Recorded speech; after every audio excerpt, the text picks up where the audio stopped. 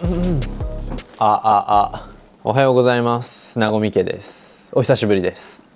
最近動画が全然更新できていませんね。本当に先月今月特にバタついておりまして、かなり限られた休みの日も、その平日にできていなかった仕事タスクとか、あとこういう汚くなった部屋を片付けるとか、そういうものに当てられてしまってね、動画を撮る時間というのが全く撮れておりませんので、じゃあもうそれ自体を動画にしてしまおうというのが今回の動画です。久々の休日ゆる Vlog となります。直近ね購入したりして届いたものがまだ開けきれてなかったりするので、そこら辺をちょっとゆるく紹介しながらの Vlog としようと思います。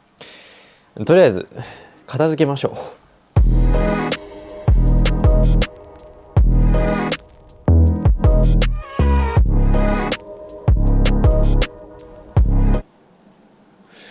最近は結構ポッドキャストを聞くようになりましたね。音楽聴いてた時間が完全にポッドキャストに置き換わって、全然最近音楽聴いてないや。インスタかなんかに載せたんですが、今年の僕が一番聴いたのはワイヤードのテック系なんて言うんだろうな、テクノロジー系のメディアのポッドキャストが1位で、次がシリアルトークっていう、リテール、アメリカのブランドD2C のブランドとかについて取り上げたりするポッドキャストで、深津さんのギルドトーク、本の惑星、考えすぎフラグメンツっていうラインナップでしたね。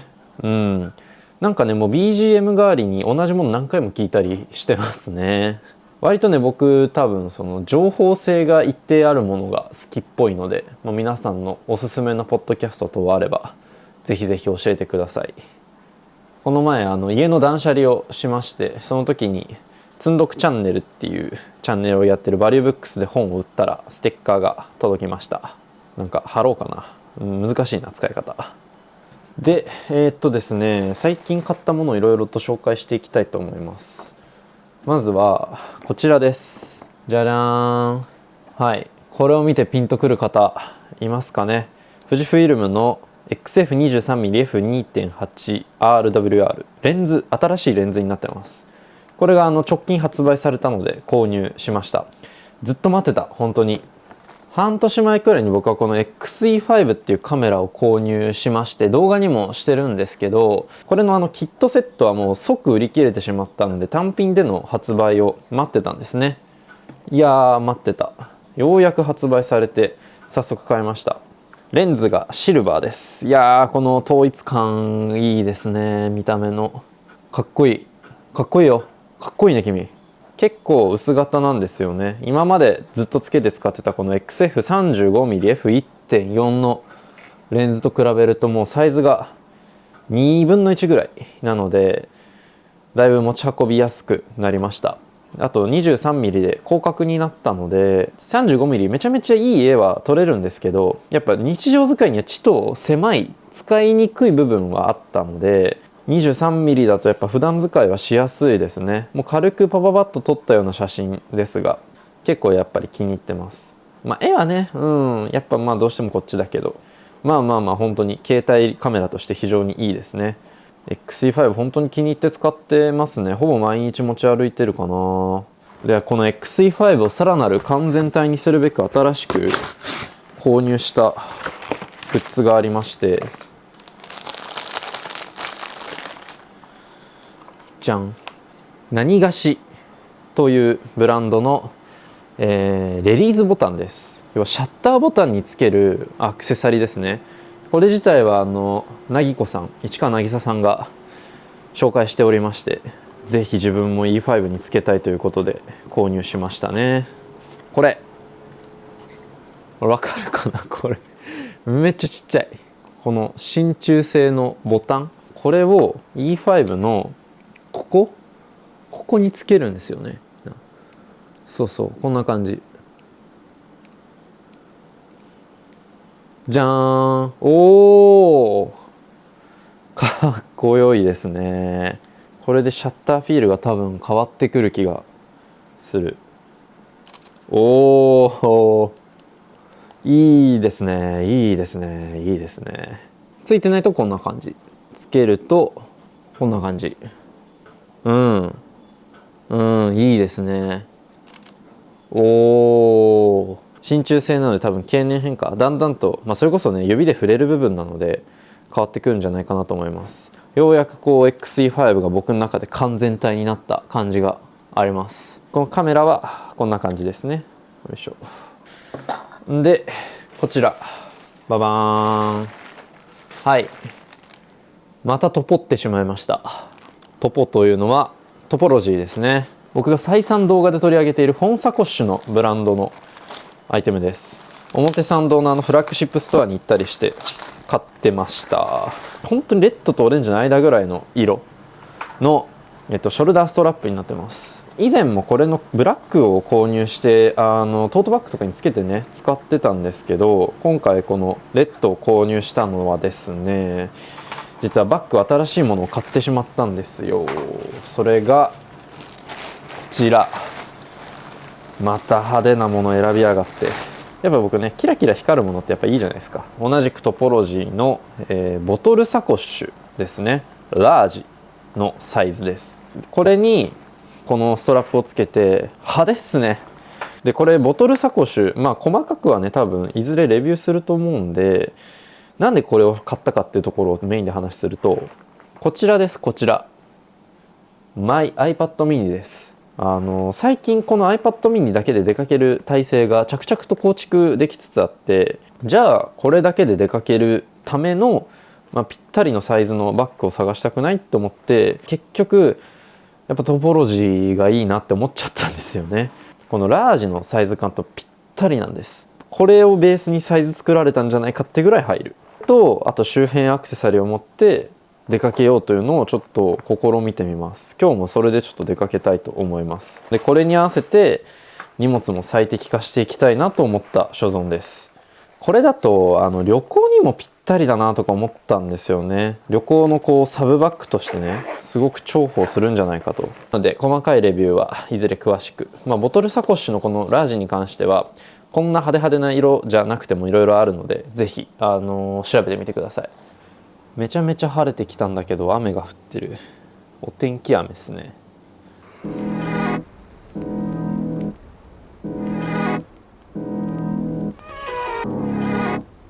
そうそう、さっきも話した通りで結構バタバタしている関係で休みの時間がめちゃめちゃ貴重になって、動画作ってないで本読んだりすることが増えましたね。動画作れよって話なんですけどね。ここら辺は結構積んどくですね。これだけ読んだアンドプレミアムのムック本一人時間、なんかやっぱこういうエッセイと情報の間ぐらいのなんか本というかね話がすごい好きなんですよね。でも他は積んどくです。はい、これはストックホルムデザインラボっていうデザインスタジオ、シグマ BF とかを、デザインされた会社ですね。事例集が、最近発売されたので予約して購入しました。僕が語るとね本当に薄っぺらくなりそうなので割愛しますけど、とにかくちょっと見てみてほしいですね。かっこいい。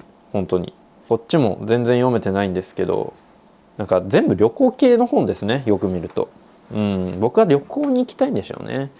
年末年始旅行に行く予定があって、そこでも多分また Vlog を撮るのでぜひご期待ください。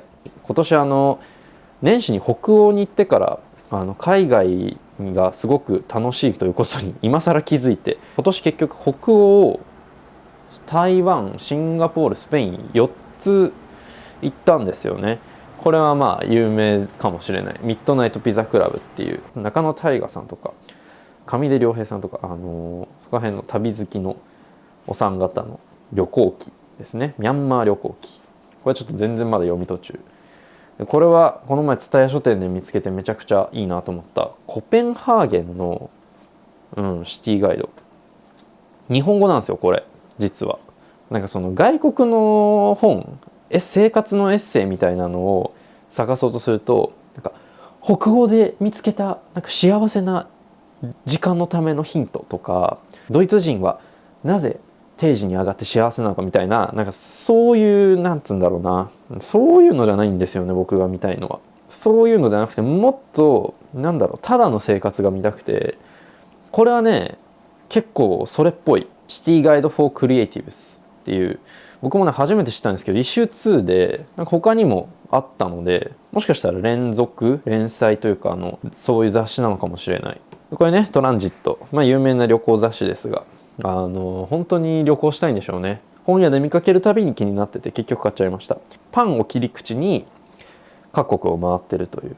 なんか前に前にこういうロケットっていう旅雑誌ですね。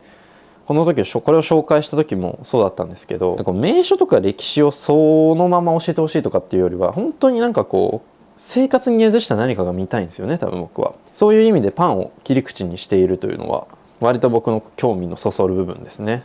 読みます。はい、そんな感じ。僕の積読集ですね。早く読みましょう。これは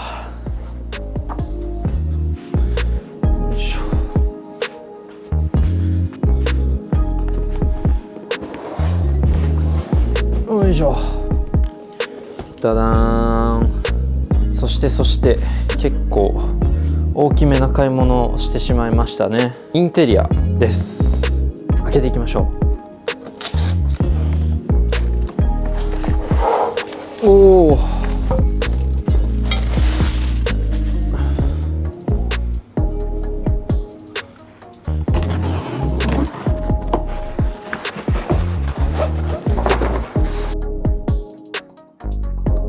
んな感じ。せーの、おー、これはプロスの、スタンドライトです。130センチかな、身長低めの方のスタンドライトを選びました。これをかれこれ僕が多分大学生くらいの頃からずっと憧れていたインテリアの一つで、シンプルにこのフォルムにずっと惹かれて、いつかと思って買っちゃえということで今回購入しました。5年間待ち続けている間に、最初多分ね僕見た時12、3万ぐらいだった記憶なんですよ。今18万ぐらいになってて、いやもうこういうのってやっぱ今が一番安いんですよね。早めだったらもっと安かったかもなと思いつつ、でもこのタイミングだから多分こんだけ粘ったからこそ良かったなと思える部分あると思うので、今後長く付き合っていきたいと思います。年末その北欧ですね行って、フィンランドの図書館に行った時にスタンドライトがもう本当に空間に馴染んでる様を見て、これは例のフロスのやつはもう絶対に手に入れたいなっていうふうに思って、で実際今こんな感じでソファーの横に配置してみたりっていうところで、ちょっとね使いにくかったらまたポジションを変えるかもしれませんが、一旦これで様子を見たいと思います。憧れのランプですね。ソファーといいランプといい手に入れられたなというふうに思います。長く愛していこうと思います。そんなこんなでね、大体の開封物は開けられたので、ちょっとねお昼前くらいですので、これから出かけようと思います。休日を満喫せねば。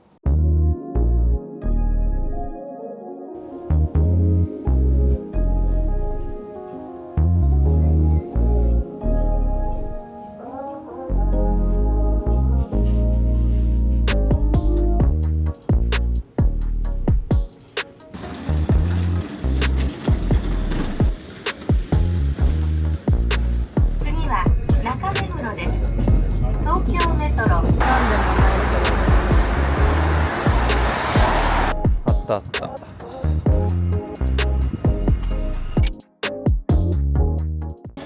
っちの方が気になる。どうしよう。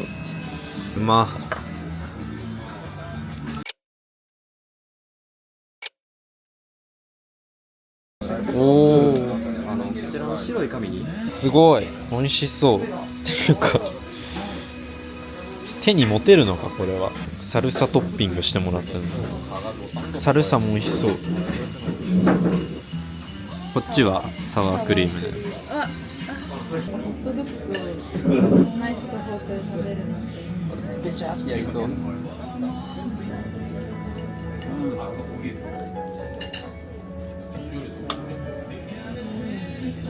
ハンバーグよりギルティーだよね。ハンバーガーより。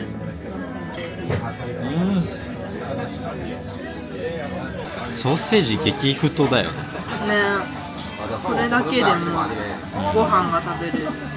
うまかった。ごちそうさまでした。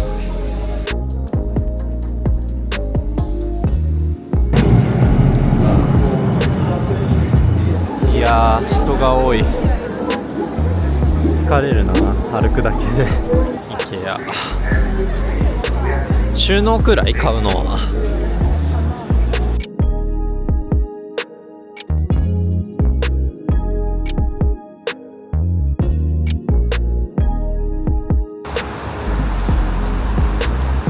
上になんかできんのかな、あれに。本当だ、こっちからこう上がって何ができんだろう。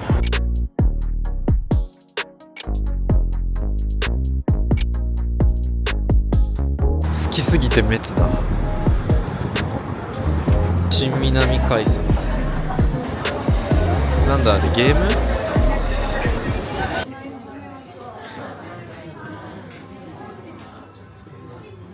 これすごいね。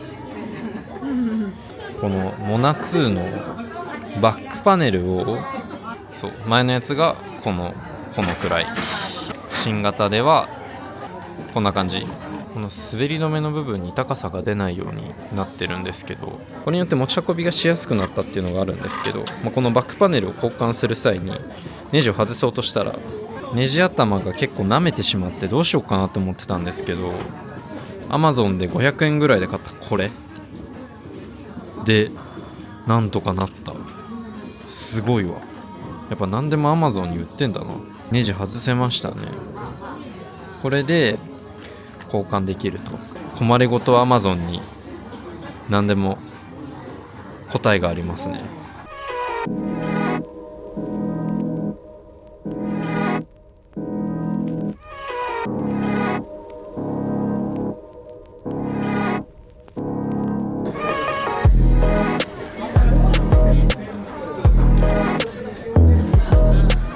こんな感じですね。 iPad を使った